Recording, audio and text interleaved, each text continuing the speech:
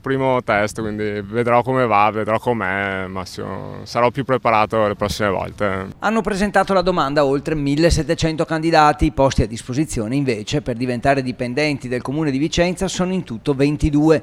18 saranno istruttori amministrativi, 4 istruttori direttivi. Arrivano da tutta la provincia di Vicenza e anche da fuori, molti laureati e chi da mesi, se non anni, spedisce curriculum a pubblico e privato e partecipa a tutti i concorsi in circolazione. Una volta che si entra dentro si va prima in bagno, poi si fa il riconoscimento e poi si entra in palazzetto. Una volta entrati in palazzetto non si va più in bagno. Malo. Sta studiando? Sì, sono le ultime cose prima della prova. È il suo primo concorso? No, quindi insomma ci proviamo. Io ho una laurea triennale. Pensi che possa servire? In teoria qualche punto in più in graduatoria lo fanno le lauree. È il primo concorso che fa? Per i comuni sì. Speranzosa? Speriamo.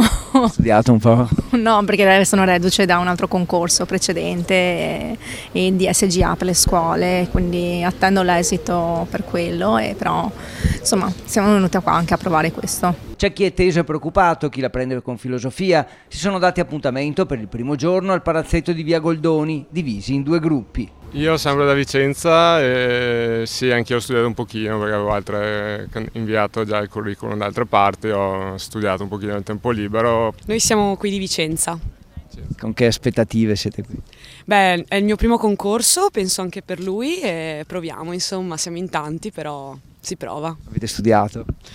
Pochino dai, perché comunque sto inviando anche altre candidature per altri posti. In realtà si tratta di una preselezione, un test con 30 domande da completare in 30 minuti. La risposta è multipla, bisogna indicare quella giusta. Le materie sono quelle del programma d'esame indicato, ma anche quesiti più generici. Alla prova successiva saranno ammessi i primi 80 di questo test. Tavolo 7. Nelle prossime settimane scadranno i termini per altri 10 posti di vario tipo, mentre presto saranno banditi ulteriori concorsi per completare il programma di assunzioni previsto dall'amministrazione.